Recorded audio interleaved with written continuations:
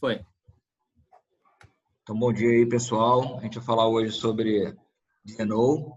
A ideia aqui é passar um pouquinho do produto para vocês. Enfim, não é falar de todas as coberturas, mas sim de uma ideia do que o D&O pode... Quais são as coberturas do D&O. O Brito, eu não estou conseguindo passar a minha tela aqui, cara. Você tem que clicar. Agora foi. Foi.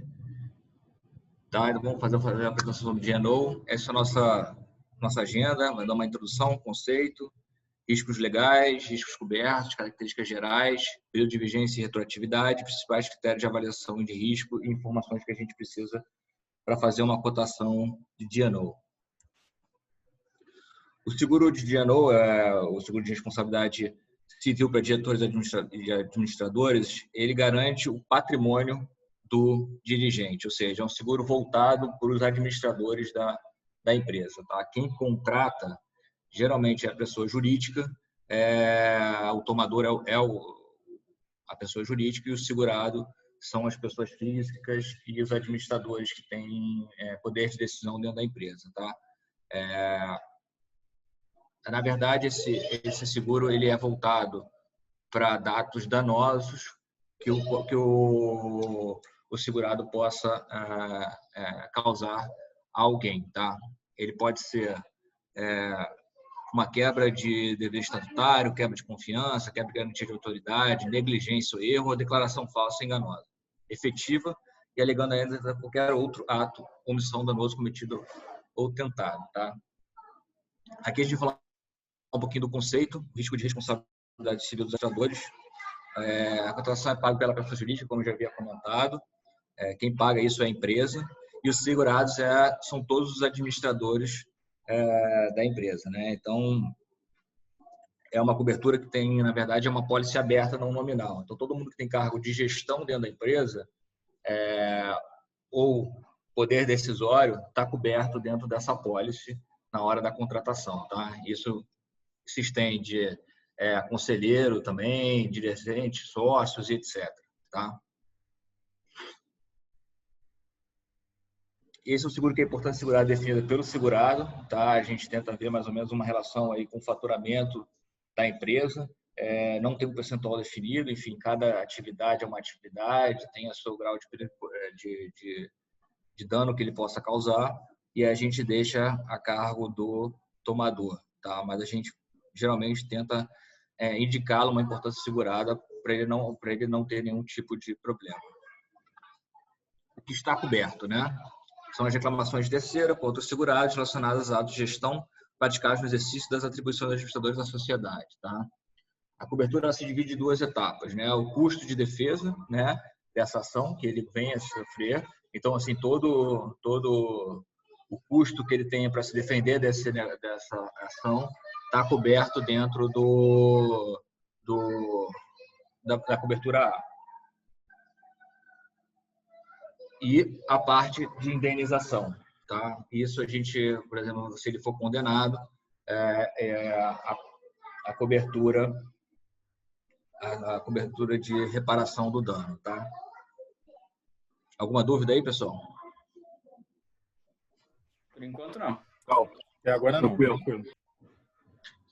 Riscos legais, né? Com o novo Código Civil de 2002, você teve a equiparação do administrador à pessoa jurídica, né? Então, você tem, em caso de abuso de personalidade jurídica realizado pelo desvio de finalidade ou pela confusão patrimonial, pode o juiz decidir o requerimento da parte ou o Ministério Público quando lhe couber intervir.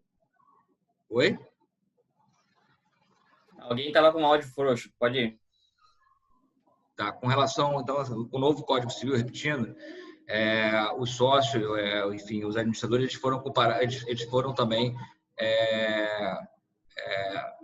foi descaracterizada a personalidade da jurídica, né?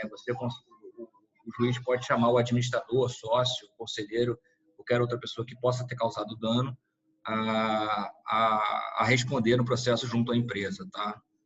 Então, ela pode ser estendida aos administradores, sócios e administradores. Gerência não entra nesse aspecto? Também, tá? Isso todo mundo que tem cargo de gestão, tá, Brito? Todo mundo que tem um tipo de liderança pode eventualmente ser acionado ao processo, tá? E aí você tem não tem uma caracterização, ou seja, a pólice ela não é nominal, né? Você não diz que as pessoas estão cobertas, né? Todo mundo que tem cargo de gestão ou liderança na empresa e que possa servir algum tipo de ação ou responder por qualquer tipo de ato, né? Seja ele trabalhista, pode ser tributário, enfim, qualquer eventualidade, risco, qualquer ação ele pode responder, tá? Geralmente quem tem cargo de gestão, é difícil um outro cara que não tem cargo de gestão sofrer qualquer tipo de ação, tá? Se um funcionário na ponta fizer alguma besteira, não seria o D&O, então. Para esse funcionário, se ele receber, seria o E&O, é isso? Depende do que você está falando exatamente. Por exemplo, o cara está na ponta lá, o cara não é gestor, o cara não é nada, o cara é funcionário, e aí por ele fez uma ação, sei lá, algum ato que ele teve, que a empresa foi prejudicada, mas na verdade foram em cima dele porque teve uma questão pessoal, inclusive. Esse caso, ele teria o acionamento do D&O por ele, mas ele não seria gestor, ele seria mais um funcionário. Mas ele é funcionário, mas qual o dano que ele pode causar se ele não assina pela empresa? Essa é a questão, entendeu? Não, acho que o que o Brito quis dizer, Rodolfo, é o seguinte, eu entendi a pergunta dele. O funcionário, ele fez algum erro, se omitiu de alguma forma, que gerou um dano a terceiro. Esse terceiro reclamou contra a empresa por um erro ou omissão de funcionário. Nesse caso, Brito, a apólice que cobriria um E&O e não um D&O. O D&O, ele vai cobrir quando você tem uma reclamação contra a pessoa jurídica, tá? Que recaia sobre os sócios e dirigentes, sacou? É uma linha tênue que separa ali, mas uma é erro e omissão gerado contra o PJ da empresa, né? E aí o E&O ele vai servir para esse tipo de cobertura, e o outro apesar da empresa ser a tomadora, os segurados são os sócios e dirigentes, sacou? E diretores, né? Então, alguma reclamação contra a empresa não, exemplo, não teve capacidade de pagamento, sei lá, entendeu? Ela não, essa reclamação de algum terceiro recaiu sobre a pessoa física dos sócios que respondem pela empresa. E aí essa apólice de D&O ela é acionada. Entendeu a diferença? Eu tentei contribuir aqui de alguma forma. Aí, Rodolfo, se quiser também corrigir. É uma linha tênue, né? Quando você tem uma prestação de serviço, por exemplo, você tem, por exemplo, como corretor, como advogado, etc. Se ele cometer algum erro na ponta, isso cai dentro do E&O, né? Quando você tem uma apólice, quando a empresa, né, causou um dano à sociedade e isso foi atrelado a alguma decisão de algum tipo de gestor, e você consiga identificar qual é o gestor que tomou a decisão, isso você aciona a apólice de D&O. São duas coisas diferentes. Uma é para proteger o patrimônio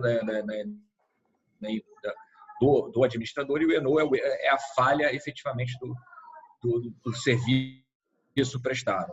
Tá? Isso faz sentido para vocês ou não? Numa situação extrema aqui, só para poder complicar, mas tentar já passar por essa fase, porque ainda não ficou 100% claro para mim. Eu consigo proteger o patrimônio do meu funcionário, mesmo se ele não for alguém de gestão? Alguém que está na ponta, tem contato com o cliente, por algum motivo o cliente encrencou com essa pessoa e quis entrar contra a empresa e essa pessoa específica. O D&O pegaria isso, apesar dessa pessoa na frente não ser cargo de gestão? Então, é aí que tá, porque assim, o juiz tem que entender que esse cara, ele tem cargo, assim, vamos lá, para ele responder por essa ação, ele tem que ter algum tipo de influência nessa decisão. Autonomia, né? Uma autonomia, uma má gestão de serviço, isso o cara não vai chamar uma pessoa física, então, de um funcionário, de um telemarketing, por exemplo, que foi mal atendido. Você vai chegar lá, se ligou lá para a NET, quero reclamar aqui, você foi ofendido lá pelo cara. Você vai entrar contra a NET, entendeu? Contra danos morais, etc. Mas assim, você não vai acionar o carinha lá. Até você vai chamar o cara lá no negócio, mas o máximo que esse cara vai conseguir vai ser demitido e etc. Assim, ele não vai responder isso pela empresa, porque ele não tem uma autonomia, a empresa não tem uma responsabilidade por isso, entendeu? Beleza. Então, a gestão está ligada diretamente à autonomia da pessoa em fazer a situação acontecer. Exatamente. Uma má prestação de serviço não quer dizer que isso que você vai, pura e simplesmente, você vai acionar o cara, entendeu? Tá. O D&O, Brito, o D&O, ele é um erro e uma negligência na gestão. O E&O é um erro profissional. Operacional, né? Operacional diretamente à atividade dele, da empresa, não da pessoa física. A pessoa física vai ser a gestão dele dentro da empresa. Ele cometeu um erro na gestão ou uma negligência na gestão, você aciona a pólice de D&O. Perfeito, Bruno. E assim, um exemplo bom para você dar, assim, para vocês entenderem, por exemplo, vamos supor, no caso de um rompimento de uma barragem, mas depois foi descoberto que os caras fraudaram ou adulteraram os laudos dessa barragem. Tá? O cara lá, o gestor, ele sabia que isso foi adulterado, ele autorizou a adulterar os laudos, entendeu? Esse cara vai ser chamado para responder dentro do D&O, entendeu?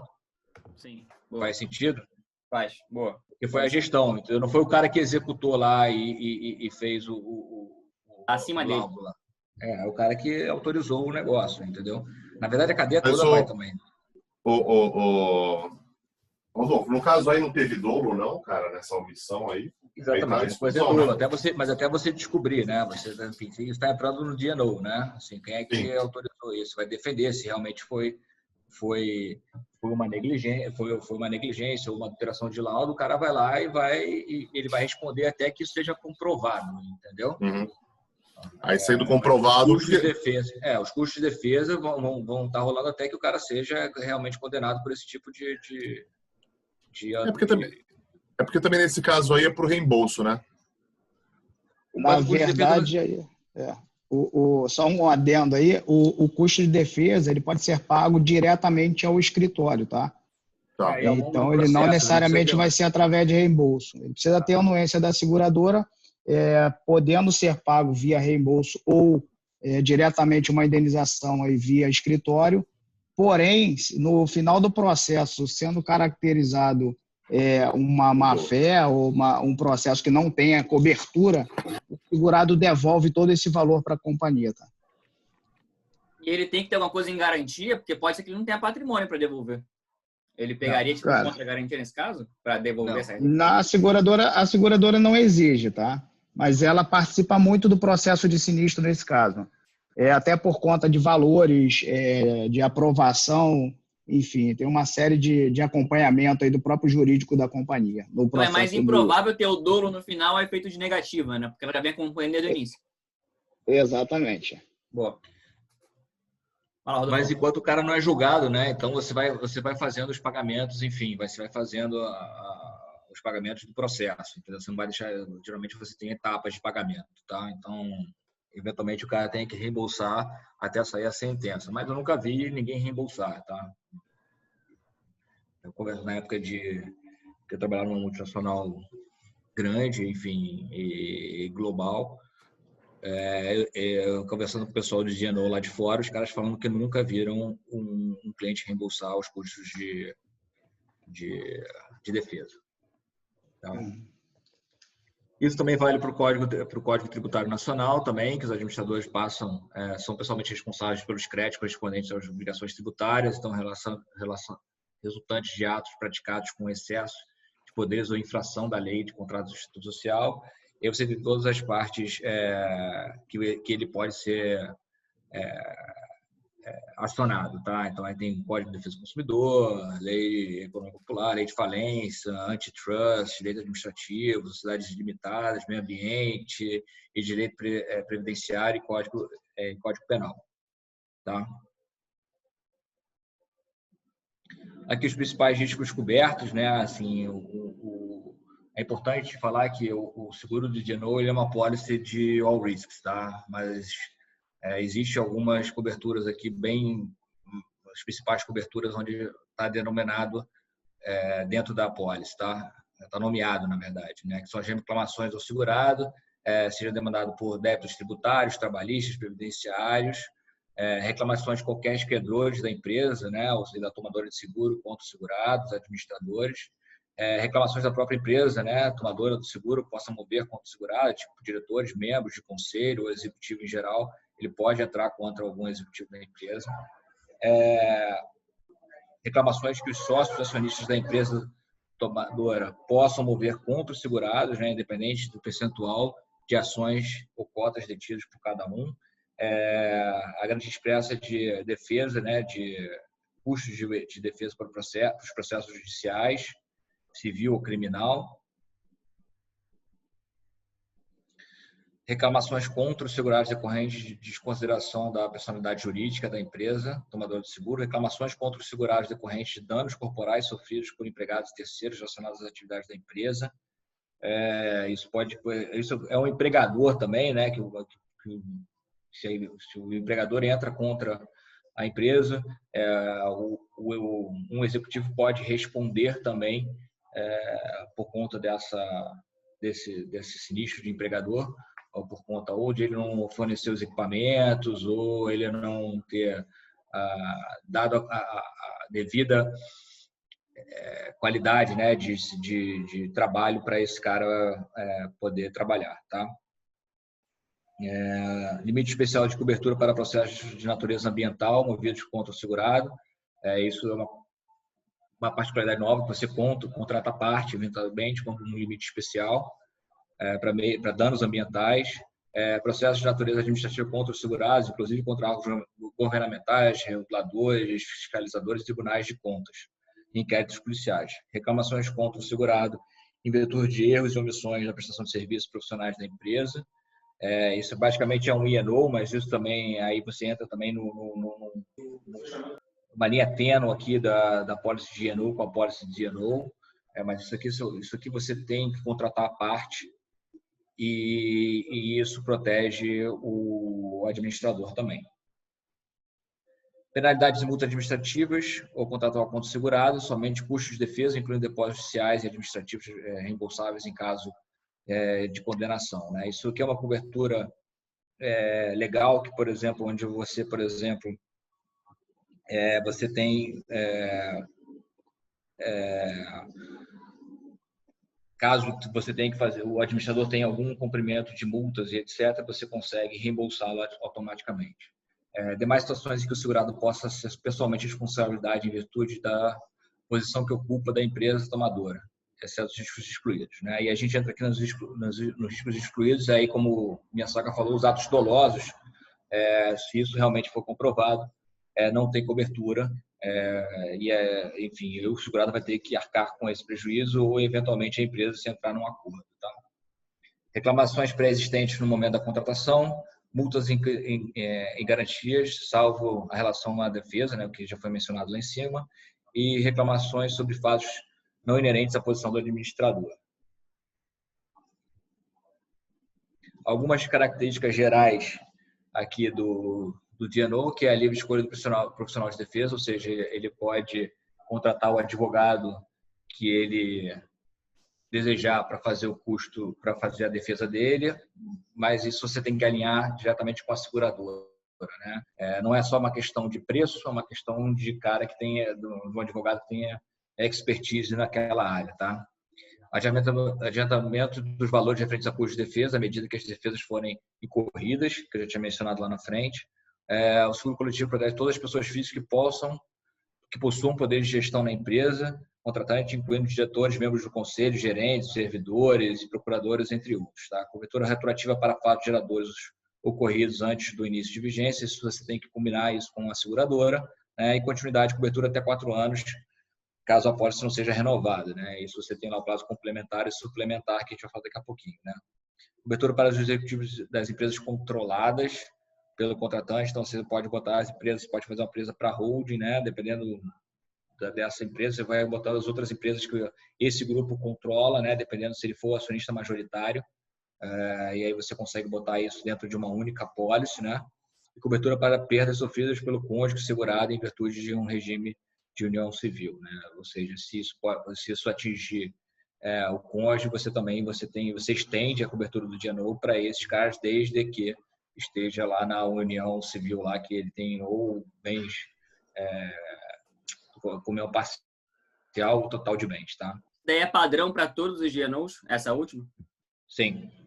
Isso é uma cobertura que praticamente todas as seguradoras estendem, tá?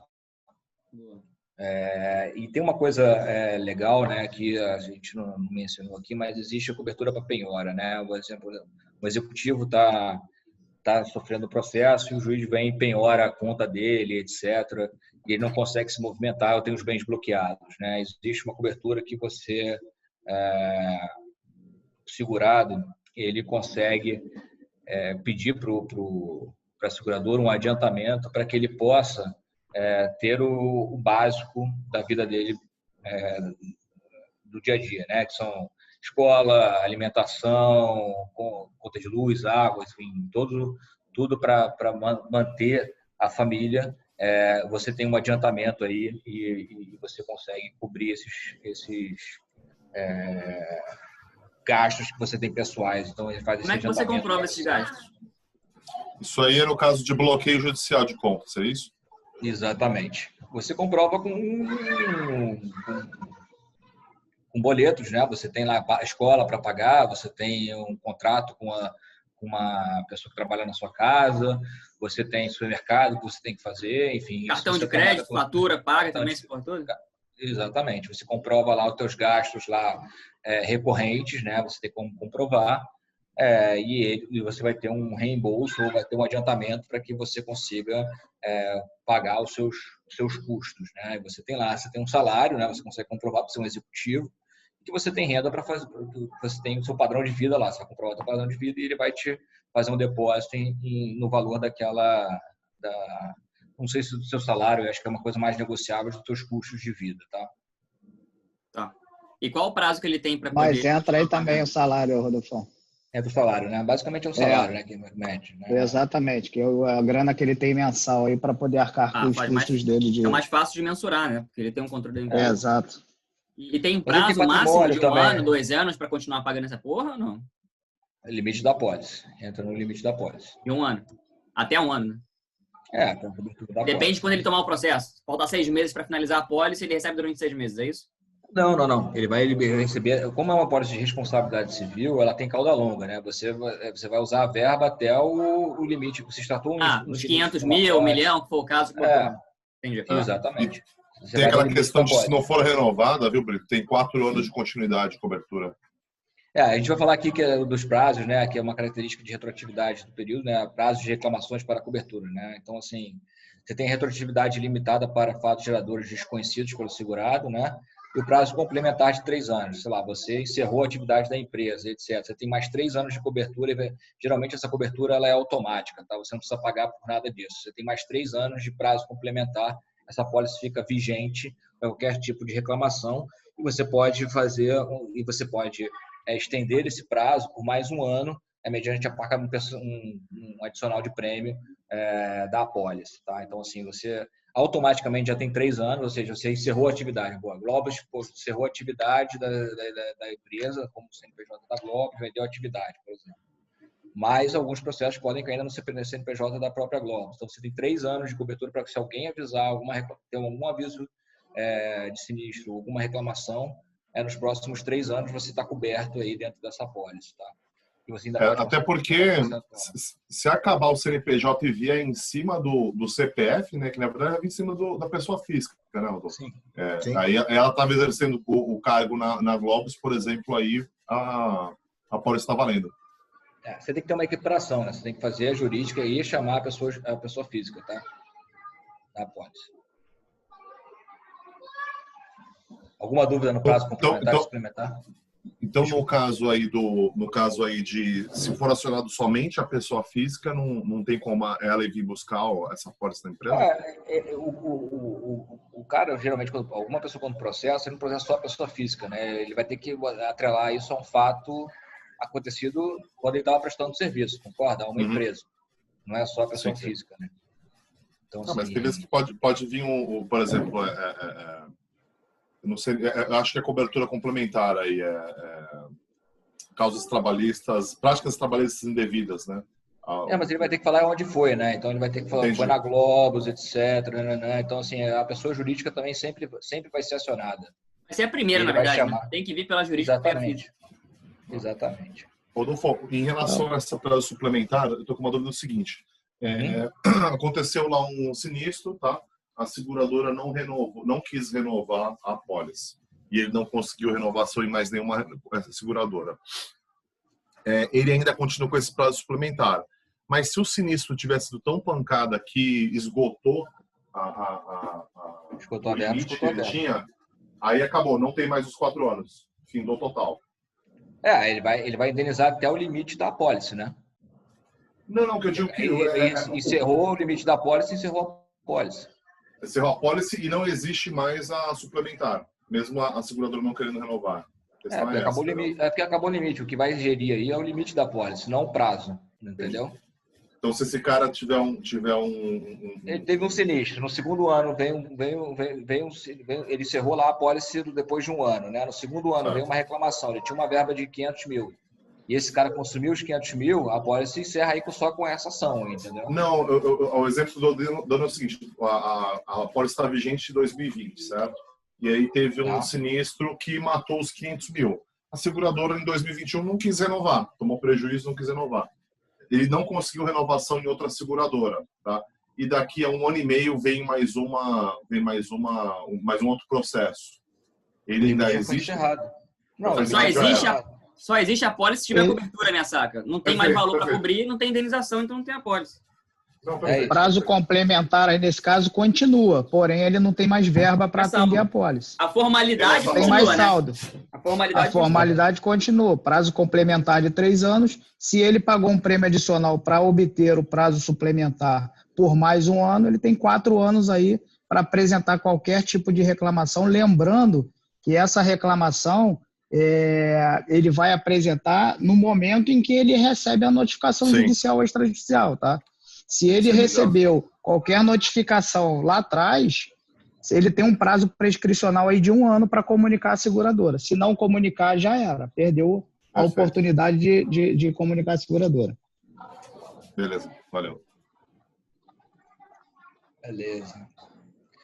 E aqui são os principais critérios de avaliação de risco, né, que é a estrutura econômica e financeira da empresa. Então, receitas, exportações, lucros, índices de liquidez, empréstimos, aquisições. É uma análise do crédito, do balanço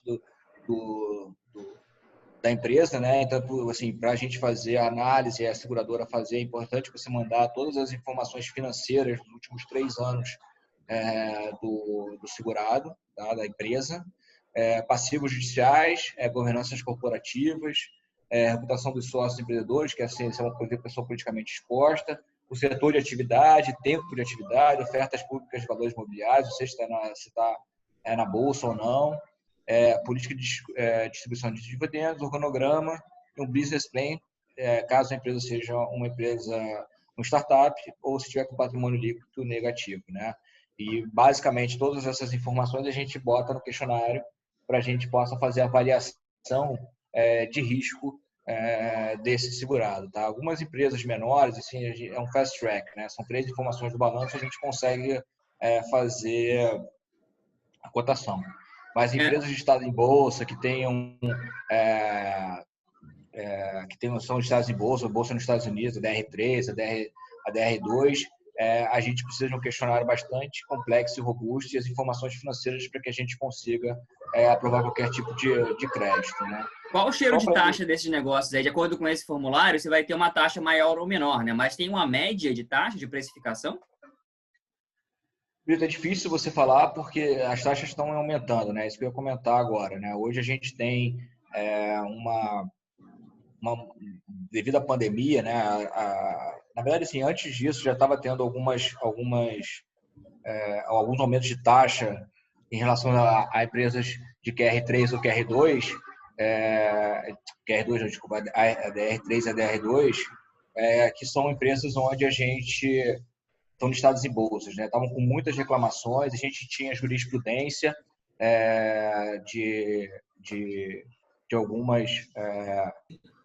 de alguns fatos bastante relevantes aí contra os administradores das empresas que já vinham aumentando taxa.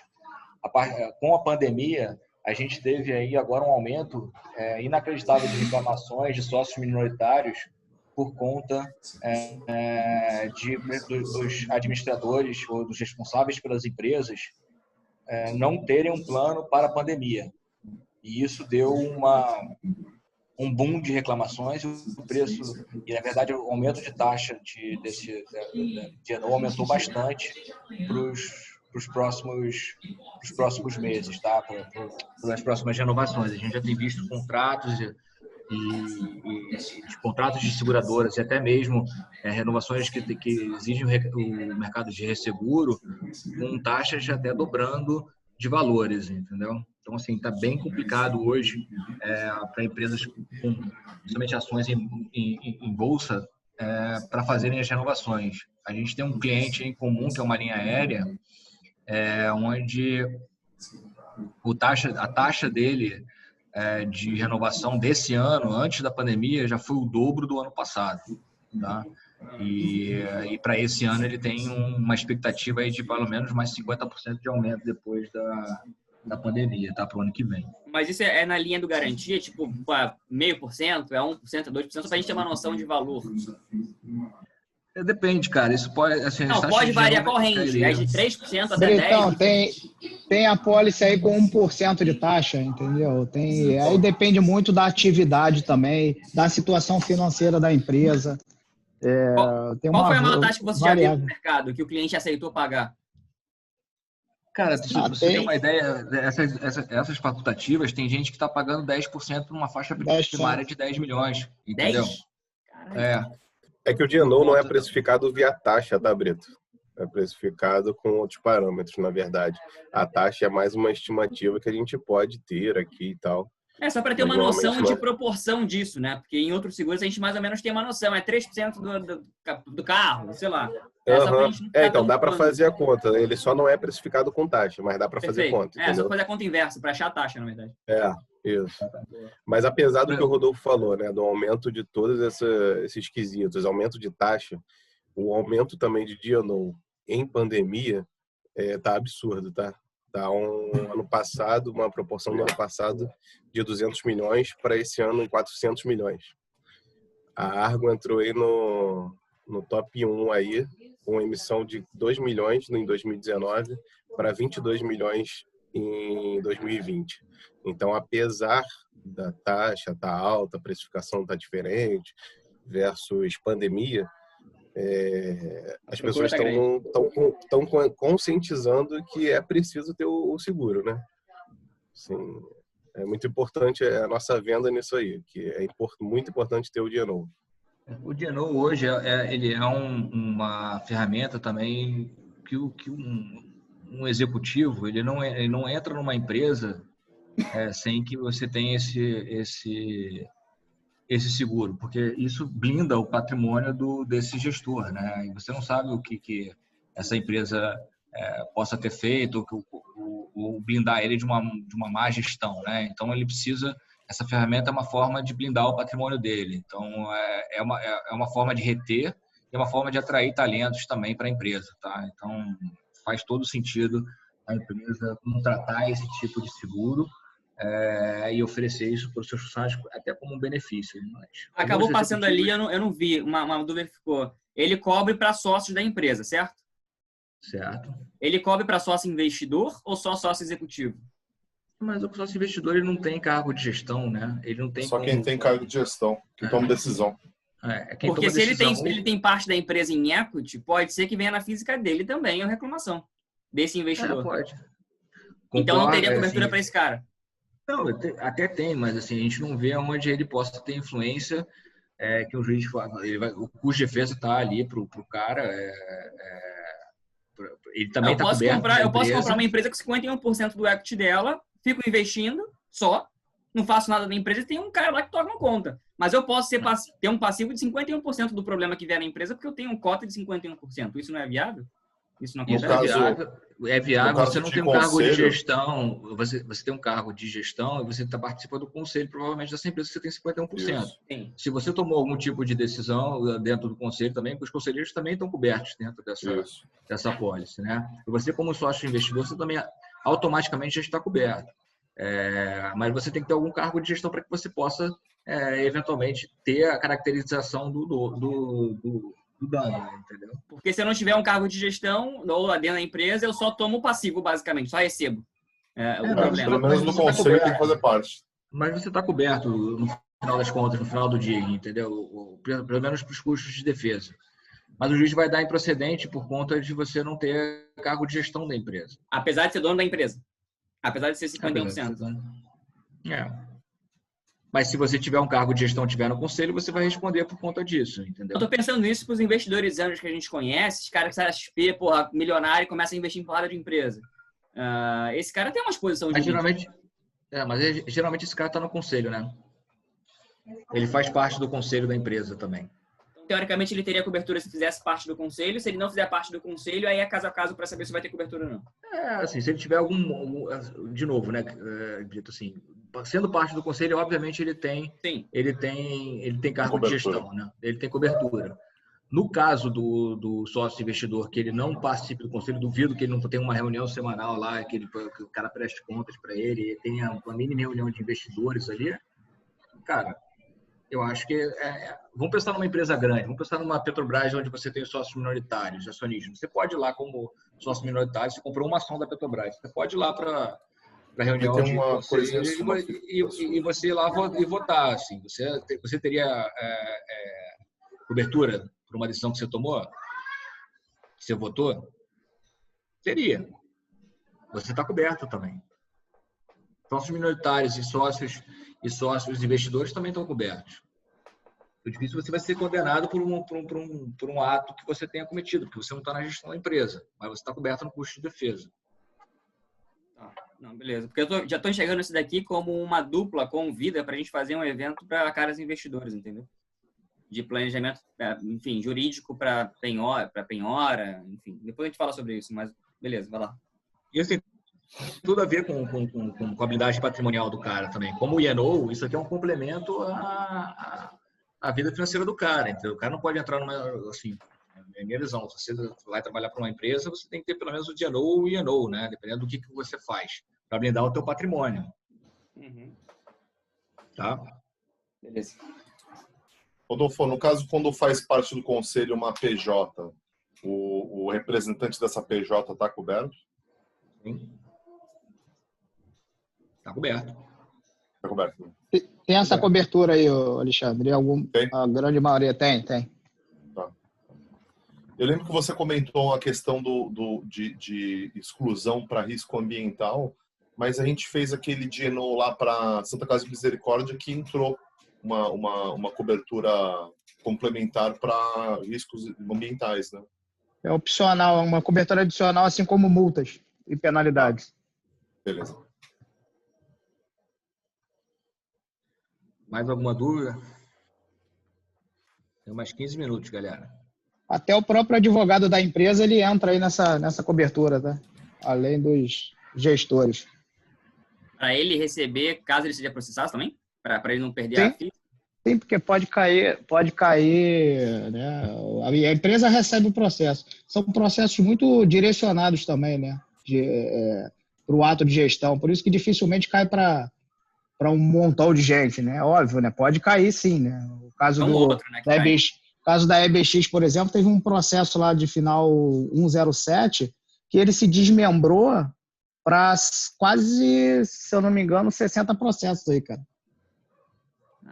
O único processo ele se desmembrou, foi se desmembrando para várias pessoas. É uma empresa grande também, com vários gestores, né? Então o advogado da empresa ele pode ser o beneficiário, porque ele vai receber a grana dos custos advocatícios, e também pode ser o segurado, porque se vier na física dele, ele vai receber para se proteger, isso. Ele vai receber para se defender. Também. Bizarro isso. Então, isso daí, essa porra com advogado, esse cara tem que vender o advogado. Assim como tem uma cobertura também que atende caso um segurado processe o outro. Pode acontecer também, tá? A empresa recebe um processo judicial, ela pede a desconsideração da pessoa jurídica no processo, esse processo vai cair sobre a pessoa física, que é o segurado, né? Óbvio, né? Dependendo do assunto, vai direcionado para aquela pessoa física que teve o ato de gestão naquele período, e ele pode dividir essa culpa aí, ou achar que a culpa não é dele, de um outro gestor, e pode acontecer, de um processar o outro. Também tem essa cobertura na pólice. Em relação ao que você falou da desconsideração da pessoa jurídica, ter uma cobertura à parte dentro do D&O, né? Porque o D&O não vai cobrir a pessoa jurídica. Ela precisa de um E&O para isso, não é isso? Ele tem uma cobertura aí dentro da apólice também, já padrão porque, assim, aí.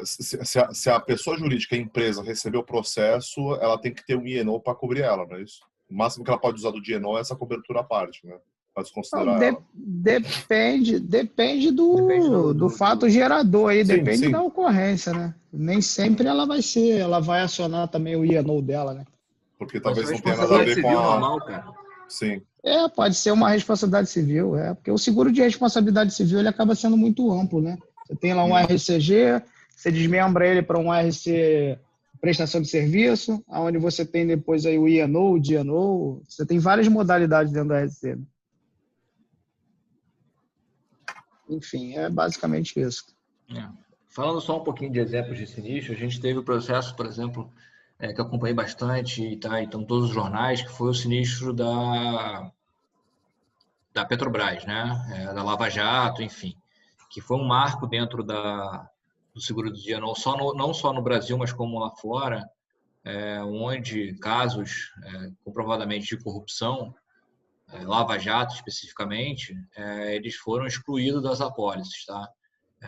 A gente teve muitas dessas apólices hoje emitidas pós Lava Jato, pós Petrobras, que tinham riscos específicos para as empresas, operações Lava Jato. Se a empresa já tivesse na operação Lava Jato, qualquer ação contra essa ocorrência Lava Jato não estaria coberta na apólice, tá? Mas outros procedimentos, sim, outros sinistros, tá? A Petrobras, até a delação lá do Cerveró e do Paulo Machado, as seguradoras estavam arcando com todos os custos de defesa desses caras, tá? Quando eles fizeram o acordo de delação premiada e eles assumiram o dolo do negócio, essa cobertura se encerrou. Tiveram que devolver o dinheiro ou não? Que nem você falou que geralmente pegam um retroativo. De novo, né? Assim, a partir do momento que o cara, primeiro, ele ficou culpado, né? Provavelmente ele fez um acordo de delação onde ele entregou parte dos bens dele, muita coisa que ele fez o acordo. Isso, o custo, você não consegue pedir o ressarcimento desse dinheiro para o cara por conta do valor, que é muito alto, né? O custo de defesa é muito alto. Só para vocês terem uma ideia, o sinistro da Petro já está em torno de $1 bilhão, tá? Que é todo o prêmio arrecadado em um ano pelo mercado segurador brasileiro. Porque o que aconteceu? Nos Estados Unidos, você teve uma class action que os minoritários americanos entraram contra a Petrobras. E isso está gerando já um prejuízo de quase $1 bilhão de sinistro. Exato. Foi feito até um acordo lá que veio uma grana violenta para cá, né? Os caras queriam fazer um fundo. Mas a Petrobras está pedindo ressarcimento disso, enfim, tá uma briga jurídica, mas o valor do sinistro já está em quase $1 bilhão, só para vocês terem uma ideia. É um ano de prêmio de mercado do seguro brasileiro. É muita coisa. Exato. Boa. Acho que é isso, cara. Ficou bem claro para mim. Alguém mais precisa de algum ponto? Façam perguntas, aproveita. Alô? Parar de compartilhar aí. Não, para mim tá tudo tranquilo aqui. Acho que foi bem explicado. Eu já aluguei o Brunão várias vezes por esse motivo aí. Pode alugar, pô. Pode alugar. Liga mesmo. Eu gosto muito do produto. Eu acho que assim, é um produto fácil de vender. É um produto que tem um apelo não só para os executivos, enfim, mas como benefício para as empresas, não benefício, fornecer um benefício para os seus colaboradores, principalmente para os seus principais executivos, que faz total sentido aí com que a gente faz de unidade patrimonial dos nossos executivos. Então, tentar ver quem são os caras aí das empresas, quem são os principais executivos aí, se dentro da nossa rede para oferecer isso se o cara já não tem. Principalmente no Nordeste, cara, que assim, muitas empresas familiares contratam, estão se profissionalizando e contratando executivos, e isso, porra, muitos deles não ouviram falar ainda sobre esse seguro. Então, acho que vale a pena aí investir, principalmente em cima, tá? Minha Saca, a Rafa, que atende lá a parte do Nordeste, região Norte, interior de São Paulo também. Fazer parceria com aí me surgiu várias uma questão até agora, assim, veio um processo em cima da empresa, tá? E a empresa ela não teve capacidade de pagamento. E aí vai esbarrar na pessoa física. Daí pode-se acionar a apólice, Rodolfo? Se ele for chamado para responder, sim. Se for no caso, assim, a empresa foi condenada a determinado pagamento, sei lá, qualquer coisa que seja, e ela não teve capacidade de pagamento e aí foi na pessoa física do sócio para fazer essa execução, entendeu? Isso aí não... Se ele for responsabilizado, sim. Se for somente para questão financeira de pagamento, não. Cara, isso eu preciso olhar. Para puramente... Cara, geralmente quando você chega nesse ponto, você teve algum tipo de má gestão, né? Mas isso vai depender um pouco do juiz. Eu preciso ver se, sem ter a culpa do executivo, a não ser que o juiz mande fazer o pagamento, né? Então, lembrando, no caso acho que nesse ponto aí quem vai determinar vai ser o juiz, né? Muitas vezes a responsabilidade ela acaba existindo de alguma forma, mas o juiz definindo é o que o juiz definiu. Isso. Mas talvez nem tenha a responsabilidade, viu, Bruno? Pode falar, Raul.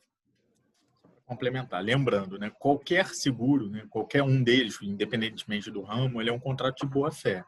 Então, óbvio que a gente sabe que vão ter os espertinhos, que o cara, eu monto a empresa, faço uma apólice dessa, se der merda, eu tiver capacidade de pagamento, eu aciono uma apólice, sacou? Cara, assim, minha opinião, tá? Eu acho que no final do dia, cobriria, tá?